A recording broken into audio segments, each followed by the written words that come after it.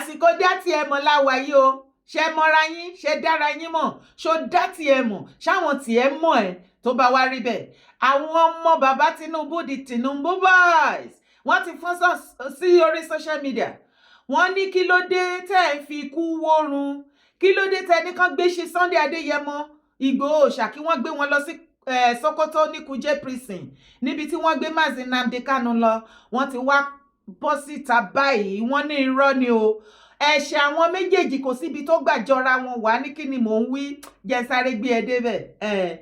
Kanu's terrorism conviction different from Igboho's activism, Tinubu's aid.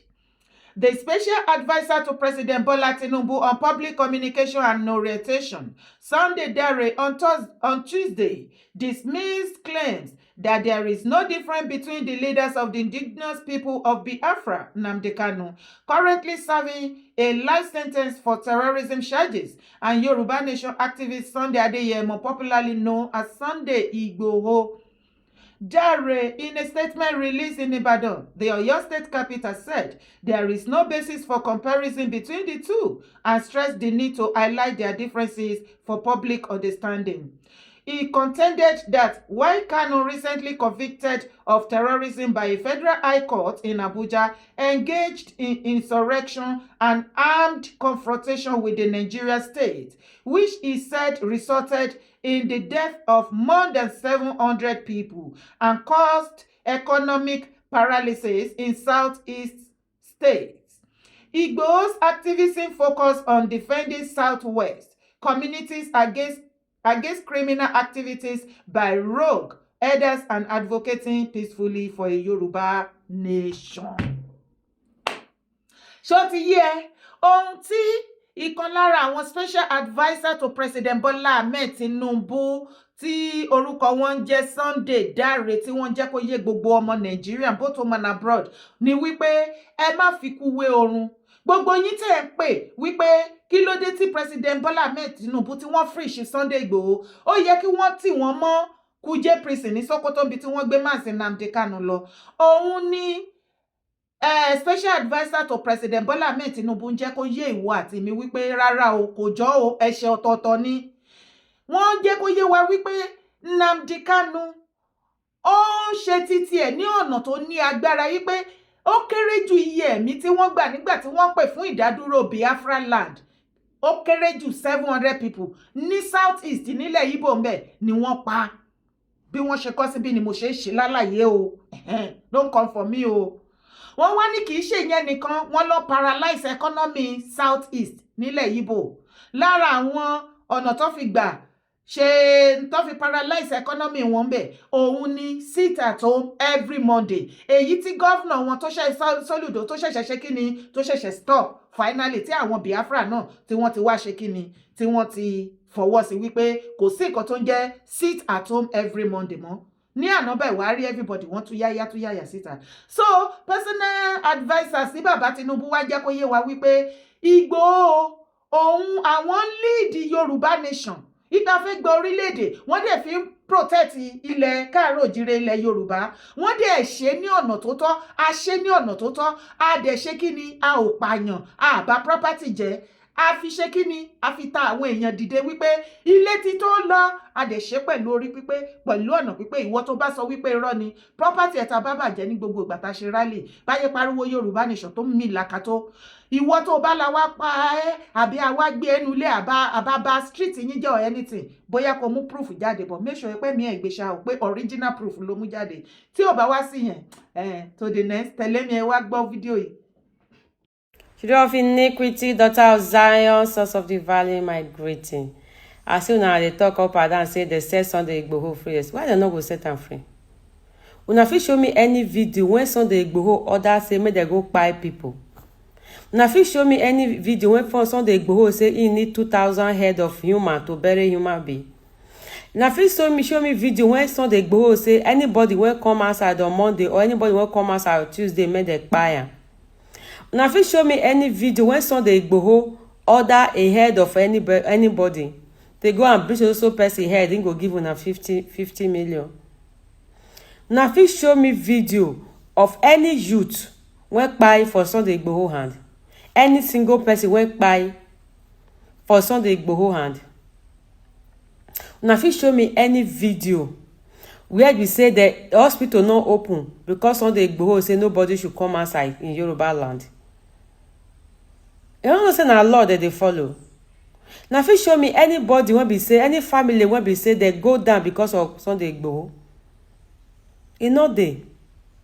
They say he set am free, not set am free. He send this one go Sokoto, he not send am go Sokoto. Sunday Igboho case and Mazi Nnamdi Kanu case is totally different. And moreover, mind you, Sunday Igboho na Yoruba in family, in brother, in sister and family, and Yoruba Obas and co. Na he beg, na he help Sunday Igboho. Make una go home, go meet una Igwe and una politician. Make they go help una brother. Make una comot mouth for Yoruba. Because na Yoruba, they help their brother. They help their brother. The love when they get for their brother. Now he made they help their brother. They make sure say they pull out. They beg federal government. They give them reason, many reasons for them to forgive him. Which federal government forgive him? More na go home. More na go meet una Igwe. ó tọrọ pọ́nbélé lọmọbìnrin yẹn sọ nínú fídíò yẹn àfiwọ́ tó bá jẹ́ ọlọ́tẹ̀yàn torí tó bá jẹ́ pé bí somebody like me ló bọ́ síta tí mo tún yìn sọ eléyìí ọ̀pọ̀lọpọ̀ ayín kí lẹ expect pé kó sọ pé kí ló wí nǹkan kan ok ìgbà tó jẹ́ pé ọmọ Yíbò ló wá sọ nǹkan tí a ti sọ láti jọjọ́ ẹ̀ mo rò ipá rẹ̀ yá balẹ̀ tó bá dé wá wo gbogbo àlàyé tí ọmọbìnrin yìí ṣe nínú fídíò yẹn wá fi compare tó nǹkan tí mo kà fún ẹ wípé ìkan lára àwọn special adviser to President Bola Ahmed Tinubu sọ lórí ọ̀rọ̀ Chief Sunday Adeyemo Igboho agitation àti Mazi Nnamdi Kanu wá rí wípé kò síbi tí ọ̀rọ̀ àwọn méjèèjì tó ti gbà yàtọ̀ síra wọn òótọ́ ni different people saying the real thing the right thing at the same time agitation yẹn lóòótọ́ ni Biafra ń pè fún àwọn ọmọ Ìgbò ń pè fún Biafra land àwa Yorùbá ń pè fún Yorùbá nation ìdí dẹ̀ ni wípé báwo lẹ ṣe máa fọ́ọ̀sì gbogbo tribe tẹ́ pè wá ní one Nigeria you called us one Nigeria but you gave one tribe more power than the other tribe àwọn other tribe tẹ́ fún ní more power wọ́n wá ń fi ìyà agbára yẹn wọ́n fi ń jẹ every other tribe wọ́n jẹ́ ká máa ríra wa bẹ́ẹ̀ ni wípé ayálégbé ni wá nínú Nàìjíríà àwọn gangan ni landlord it shouldn't be like that. Aderi wípé wọ́n ready àti build in Nigeria to make Nigeria forward no then we can't continue like this we can't stand up and fold our hands seeing our people suffering. This is the one of the reason why I joined the movement because I'm one of the agitators. So I can say one or two things about it. Agitation Yoruba nation ó yàtọ̀ gédégbé sí ti Biafra. Gbogbo ibi tá ti lọ ṣe rally ibo lẹ ti rí tá ti bà nǹkan jẹ́. As a matter of fact, ẹ rí wípé ṣe Sunday Igboho wọ́n á kọ́kọ́ lọ kí àwọn kábíyèsí ibi tá bá ti fẹ́ ṣe rally. Àmọye àwọn ọba tá a dé palace wọn tí wọ́n sá lọ bí ọba Adó, Èwe of Adó lọ́dún náà lọ́hùn. Àní gbàgbé tí wọ́n sá lọ nítorí ìdìbò bàbá Tinubu pé ẹ má kó bá wọn o àwọn ò fẹ́ wàhálà o a sì máa wọn bá tí bàbá lọ bá tí wọ́n dúró ṣùgbọ́n lọ́jọ́ náà òní rèé báyìí lénìí gbogbo tó ní kálukú wa bá ń ṣe ẹ̀jẹ̀ àṣẹ dáadáa torí gbogbo nǹkan tó bá níbẹ̀rẹ̀ ló máa ń lópin ọ̀rọ̀ ìrìnàjò ìdádúró orílẹ̀-èdè Yorùbá kò lópin o ó kàn ti gbọ̀nà mí ìyọni tó bá yá ẹ̀ máa mọ̀. Àwọn Biafra agitator sit at home every Monday ǹjẹ́ mọye tó fi affect economy wọn nílẹ̀ Ìgbò ǹjẹ́ Yorùbá ṣèyẹn nílẹ̀ Yorùbá no now okay nínú nǹkan tí mo kà fún ẹ to mention but few almost 700 people òun ni wọ́n kú tó kú sórí orí ìrìn Biafra fẹ́ gba Biafra nation nílẹ̀ Ìgbò lọ́hùn tí ìwà tèmi mọ̀ pé ojú yẹn lọ okay lórí ọ̀rọ̀ sit at home ṣé ò kí ń rí àìmọye ọ̀kadà tí wọ́n bọ̀n aráàlú mọ́tò wọn tó bá gbé jáde tó bá jáde lọ́jọ́ yẹn àti rí àwọn ọmọ school tí wọ́n múra fún àwọn ọmọ kéékèèké tó ń lọ sí school tí wọ́n bẹ̀rẹ̀ sí nínú àwọn ọmọ yẹn lẹ́gbàá ní títì harassment àti irú ìyàwó nìyẹn ṣebí ẹ̀yin lẹ sọ wípé ìyà wọ́n marginalize ẹ̀yin ọmọ Ìgbò the Nigeria government marginalize Igbo people and for this reason Igbo people want to have their own country. You said you are fighting for your people. How come the same people you are fighting for are the one you are still paying? Èèyàn máa ń ṣe nǹkan pẹ̀lú orí pípé ni. Ìjọ wo lẹ rí tí Chief Igboho lead rally tá pààyàn àbí tá bà property jẹ́ tá bá ti kúrò níbi tá ti address gbogbo ọmọ Yorùbá bàbá ń lọ tí wọn ní kálukú adé lọ lé wọn. Ṣé ẹ rí ká ṣe síta tán? A fi ọpọlọ ṣe níbi tí Ọlọ́run gbà fún wa dé tó o bá dé online lẹ́ni nípa ọ̀rọ̀ ẹ̀sìn especially lórí ọ̀rọ̀ àwọn mùsùlùmí tí wọ́n ti fi ẹ̀sìn tí wọ́n ti fi yí orí ọ̀pọ̀lọpọ̀ tó jẹ́ wípé wọ́n ti brainwash wọn lórí ọ̀rọ̀ ìgbà kan àwo kan tó ti fẹ́ máa ríra wọn lọ́ta.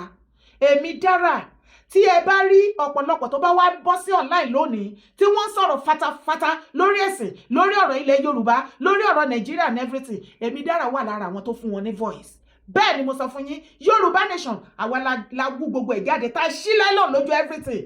Kó tó di ọ̀rọ̀ Yorùbá nation, ọmọ Yorùbá mélòó ní rò ipò ní liver tá dúró online tá sọ̀rọ̀ bó ṣe yẹ kó ṣe sọ̀rọ̀, yálà sí àwọn àgbààgbà tí ṣe nǹkan tó yẹ kó ṣe àbí anybody. Ní ìgbà tí adé ń ṣe Èmi Dára mo tẹ́ pín, a máa bèrò àti àdírẹ́sì àwọn àgbààgbà wa. I believe pé gbogbo nǹkan tó bá ti ṣe they can never go wrong. Ṣùgbọ́n mo ti wá sí ìlú òyìnbó, mo ti gbé more than 2 decades ní abroad. I have seen a lot, I have learnt a lot. Kì í ṣe gbogbo ìgbà náà lèèyàn máa ń get it right. Àwọn nǹkan kan wà táwọn àgbààgbà wa bá decide fún wa tó ń gbé wa wọgbó tí ò dáa. A ní oore ọ̀fẹ́ láti sọ wípé no sir, no, this thing kò lè work bẹ́ẹ̀ yẹn, kò lè pay wa láṣẹ fẹ́. Kì í ṣe wípé à ń disrespect wọn torí gbogbo ẹ̀ disrespect la kà sí tẹ́lẹ̀. Lórí àwọn ọ̀rọ̀ ẹ̀sìn, àwọn ms bàbá àkó gbogbo wọn tó bá ń sọ̀rọ̀ tán ni wọ́n ń ṣe oríṣiríṣi lẹ́ni, kudos to them. But mo fẹ́ kó mọ̀ wípé àwa ta kọ́kọ́ bẹ̀rẹ̀, àwa ta fún wọn ní voice. Everybody wọn ta fún wọn ní voice. Yorùbá nation ló fẹ́ everybody ní voice. Mo dẹ̀ dúpẹ́ lẹ́ni wípé ìtẹ̀síwájú ń dé bá wa ní one after the other. So lè fi compare. Ẹ jẹ́ kó gun omi, ẹ jẹ́ kó gun sinmi.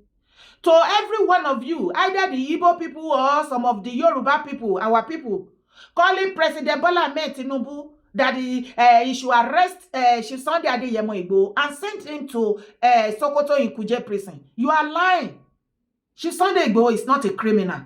Mo rò pé lórí eléyìí tí àwọn ọmọ bàbá Tinubu ti wá ṣe lálàyé, mo rò pé ẹ jẹ́ kó gun omi ẹ lọ sí mi torí ọ̀pọ̀lọpọ̀ àròmàlà níyín létí apẹ tẹnu apẹlẹ fẹ́ gbọ́. Ṣùgbọ́n nǹkan tẹ́ fẹ́ gbọ́ tẹ́ fẹ́ mọ̀ yẹn tẹ́ bá rárá fi balẹ̀ ojú yín máa rí etí yín máa gbọ́.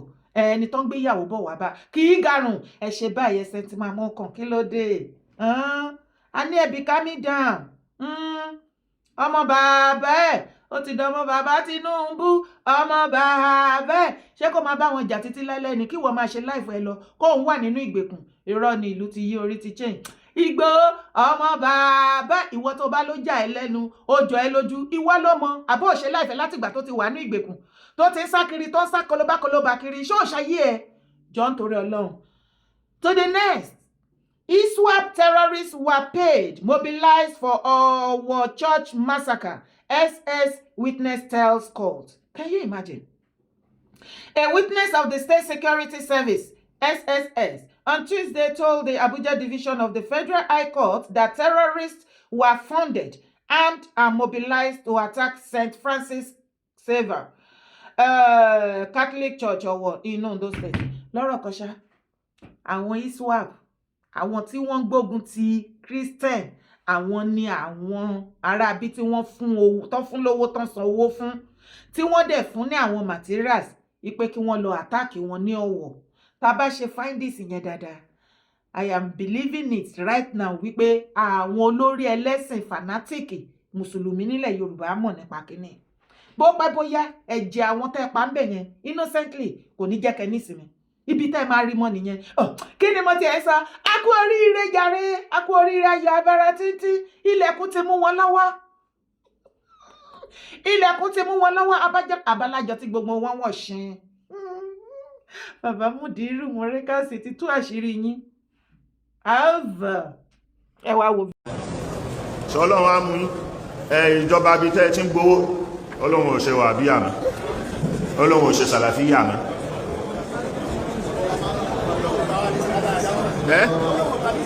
Ọlọ́run ò gbàdísì ládàradá mọ́. So ẹ wá lọ bòmí. Wà mẹ́yún ṣẹ́ àdísì yẹn lọ wò. Ọ wà ní sọ ẹ́.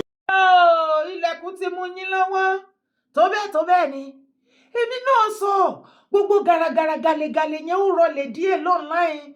Ṣebí gbogbo wa la mọ̀ àwọn Islamic extremists nílẹ̀ Yorùbá, àwọn fanatic yẹn. Bí àwọn Mufti Ìwó, bí Bàbá Shitu tó ń contest fún governorship ní Ọ̀yọ́ state. ẹ ti mọ àwọn ti governorship candidate àwọn ti sharia group lọ́yọ̀ọ́ ẹ ti dá wọn mọ̀ bí àwọn Olúwo bí Ajígínárìn Òhòwọjà ọ̀pọ̀ bẹ́ẹ̀ bó yẹ pé àwọn tó kù wọ́n ti ń sún sẹ́yìn báyìí ọ̀rọ̀ ti dójú ẹ̀ wàhálà ń ṣẹlẹ̀ láàrin wọn gan ni oníkálukú ti ń rí wípé ìlú ti yí orí ti change Yorùbá ti jó o a ò sùn mọ́ o bẹ́ẹ̀ ni ẹ wá ṣé lóòótọ́ ni nǹkan tí bàbá Lágége sọ nù fídíò yìí pékélépékélé arúgbó jẹ gbèsè ta ni yóò san pa ta ni yóò san pa wọn ò fún yín lówó mọ́ mẹ́rin Olúwo Abdulrasheed ṣebí nítorí owó ẹni Olúwo ló ṣe ń gbógun ti ìṣẹ̀ṣe ilẹ̀ Yorùbá torí ó ń ṣiṣẹ́ owó yẹn burúkú kọ́ ṣáà lè máa kówó yẹn fún àṣé wọn fún yín lówó mọ́ ọ̀bì bísínẹ́sì wo ló ti fowó yẹn invest ibi títí wọ́n wá bá wọn gbogbo wọn bó ṣe lọ ń gbowó yẹn wọ́n bìlíìfì pé wọ́n máa gbà forever ní mo doubt tí wọ́n bá try láti invest owó rárá fún business iṣẹ́ wo business wo níyàwó Olúwo ń ṣe bí iléeṣẹ́ wo lolúwo gbé kalẹ̀ lọ́ṣun state ní Ọ̀yọ́ ní Ìwó ń bẹ̀ nothing gbogbo wa la mọ̀ pé bàbá wa Láàfin Ọ̀wádé evangelist náà pé àwọn tó mọ̀ wọ́n dáadáa tí wọ́n jọ ń gbé ní the same area ní Canada wọ́n pè mí àìmọye wọ́n pọ̀ gan ni wọ́n ní evangelist ni wọ́n àti ìyàwó wọn ìwọ tó bá dé fẹ́ mọ̀ anywhere tó bá ti rí tí màámi olórí Ìbíwùnmí olórí Aláàfin Ọ̀wádé tó bá ti lọ represent bàbá wàá rí tó bá gbá máìkì mú wọn á kọ́kọ́ kí Ọlọ́run èmi náà máa ń láìkì kò sí Christian tí ò mọ bọ Ọlọ́run kì tó o bá lọ lísìtì sí bó ṣe ń kí Ọlọ́run wàá mọ̀ wípé ògidì undiluted Christian ni báwo lẹ ṣe wá rìn ní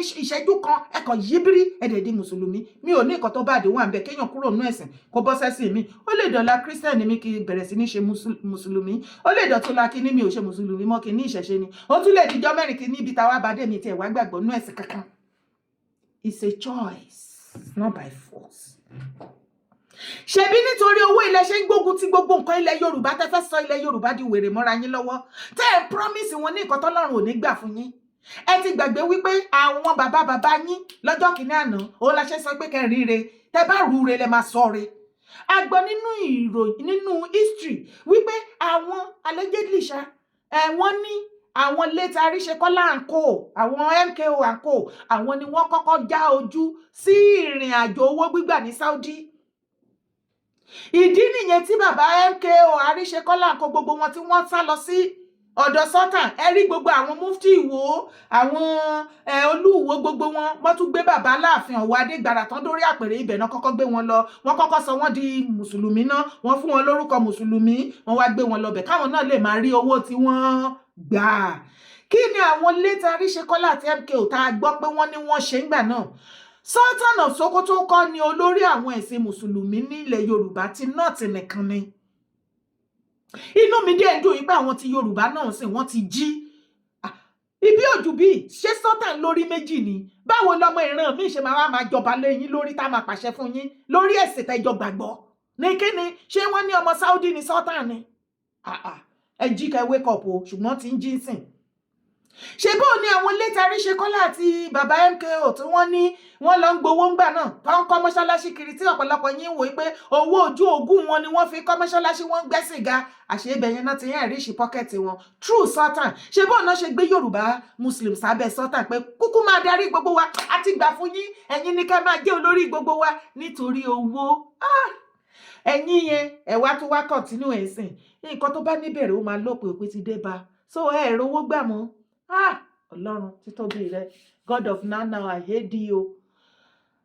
mo sọ mo ní gbogbo ariwo tá à ń pa lọ́la bó bá hùn kó máa rákòrò ó máa padà dé Saudi ìyẹn ni wípé àwọn ọmọ Nàìjíríà rere wọ́n ti kùn sí wọn létí ní Saudi with many proof wípé irọ́ ni wọ́n ń gba yín ni wọ́n á lè Islamize ilẹ̀ Yorùbá lásán kọ́mẹ́ntì sọ the whole of Nigeria ń bolẹ̀ ti fẹ́ kú ẹ máa ṣe ká máa rí yín oníkálukú á gbà fúnra wọn ni a máa jọ ṣẹ̀sìn ní àjọ máa gbà fúnra wa ní pẹ̀lú ìfẹ́ torí àti wọnú ara wa ṣe bóun lẹ ṣe wá ń pariwo ẹ̀ ń gbógun tẹ̀sìn ẹlẹ́bọ ibo lẹ ti rẹ́lẹ́bọ ṣebí torí ẹ̀ lẹ ṣe ń ṣiṣẹ́ ẹlẹ́bọ kò sí wàhálà everything ti wà okay ó dẹ̀ ti wà all right. Fight against preventable disease also your responsibility, Tinubu tells traditional religious leader. President Bola Tinubu has urged traditional and religious leaders to take greater responsibility in the fight against preventable diseases, saying improving the well-being of Nigeria remains a collective duty. Bàbá Tinubu ti wá pé gbogbo ẹ̀yin oníṣẹ̀ṣe, gbogbo ẹ̀yin olórí oníṣẹ̀ṣe nílẹ̀ Yorùbá, wọ́n níbo lẹ tò sí ganan, kí ni pa yín nílẹ̀ Nàìjíríà, àwa náà wá bi yín kí ni pa yín nílẹ̀ Yorùbá. Yàtọ̀ fún pé tó bá ti halẹ̀ mọ́ àwọn ìyá Ọ̀ṣun, ìgbà yẹn la máa ń rí yín, àbíkẹ́ tí wọ́n bá ń ṣe ìṣẹ̀ṣe bóyá wọ́n ṣe ọdún eégún, ọdún Ọ̀ṣun kankan, lẹ́yìn yẹn kò síbi ta tún ti rí yín tẹ stand fún wa. Kí ni pa yín gan nílẹ̀ káàárọ̀ oòjíire? Anyway, bàbá Tinubu ní ẹ má kàn máa kulẹ̀ lọ kẹ́ máa kulẹ̀ bọ̀. Láyé ìgbà yẹn tí nǹkan bá ń lọ lódìlódì, ó ní ipa tí ẹ̀yin oníṣẹ̀ṣe máa ń ṣe, ẹ̀ẹ́rú ẹ̀ẹ́tù ẹ̀ẹ́bà gbogbo ẹ̀ lọ máa ṣe, ẹ gbìyànjú ẹ ṣe. Ẹ má kàn máa fi powó kẹ́ máa tọ̀yàn jẹ lọ́nláì àbí kẹ́ máa fi jà kiri, ẹ jọ̀ọ́ nítorí Ọlọ́run. Mo wá fi àsìkò yìí dúpẹ́ lọ́wọ́ gbogbo àwọn ọmọ káàárọ̀ oòjíire fún òtítọ́ ta gbà láàyè ní àsìkò yìí. Mo ti tún yìí ń bẹ̀ wá wípé títí ta fi máa wọnú 2027 ẹ já ṣera wa lọ́kàn o. Ẹ má jẹ́ kó gìrì wa kó lanu sílẹ̀ kálàǹgbá kókó wọ̀, torí kó mi má bàa tẹ̀yìn wọ̀ gbé wa lẹ́nu ni. Lórí ọ̀rọ̀ àwọn tẹ́rọ́rìsì yẹn ni mo ṣe ń sọ bẹ́ẹ̀ o. Ẹ ṣeun gan ni. Mo dẹ̀ kí gbogbo ẹlẹ́sìn pátápátá, torí wípé ọ̀run ti fi hàn wá wípé ìfẹ́ ó ní àkọjá ohun gbogbo. Ẹ wò bí lẹ́ǹtì ṣe ń bẹ̀rẹ̀ àwẹ̀ onígbàgbọ́, bẹ́ẹ̀ ni àwọn ti mùsùlùmí ń bẹ̀rẹ̀. Mẹ́sẹ̀jì wo lo tún fẹ́ kí Ọlọ́run pàṣẹ fún ìwà tèmi wípé a ò rí ibi tira wa sí nínú ẹ̀sìn? We are one. Ẹ̀yin alákatakítí nínú ẹ̀sìn, ẹ wo àsìkò yìí kẹ́ wò wípé ẹ̀sìn ìgbàgbọ́ wọn ń ṣe bẹ̀rẹ̀ àwẹ̀, ẹ̀yin mùsùlùmí bẹ̀rẹ̀ àwẹ̀, at the same time Ọlọ́run mọ̀ sí ẹ jẹ́ àgbà ìfẹ́ láàyè. A nígbàgbànú àdúrà wa, sì nígbàgbànú àwẹ̀ lágbára lọ́wọ́ Ọlọ́run. Ẹ̀mí àṣìkà, mo gbàdúrà fún gbogbo àwa kìrìsìtẹ́nì náà bá ṣe bẹ̀rẹ̀ àwẹ̀. Ní ní Ash Wednesday, Ọlọ́run á mú ẹ̀mí wa rópin àwẹ̀, kò dẹ̀ ní fi eléyìí ṣàṣemọ fún gbogbo wa. Mo dẹ̀ fi àsìkò yìí kí bàbá wa Professor Emeritus Banji Akintoye fún àjọ̀dún ọjọ́ ìbí wọn. Bàbá ẹ gbó jù báyìí lọ, ẹ tọ́ jù báyìí lọ, ẹ fẹ́ wú parí jù báyìí lọ, ẹ sì fèrègì jòbì jù báyìí lọ. We love you gbogbo ọmọ Yorùbá both home and abroad, gbogbo ọmọ kóòtù àjíire. We celebrate your new age bàbá. Happy birthday to you. Àjọ̀dún ayọ̀ fún yín bàbá, àjọ̀dún ayọ̀ fún yín, àjọ̀dún ayọ̀ fún yín o Professor Akintoye, àjọ̀dún ayọ̀ fún yín. Gbogbo Yèyé Dára Ọmọlúàbí family á sọ wípé happy birthday to you, long life and prosperity, age with grace bàbá. Ẹ má gbàgbé láti bá mi share ètò yìí, má sì gbàgbé láti drop comment ẹ. Bye for now.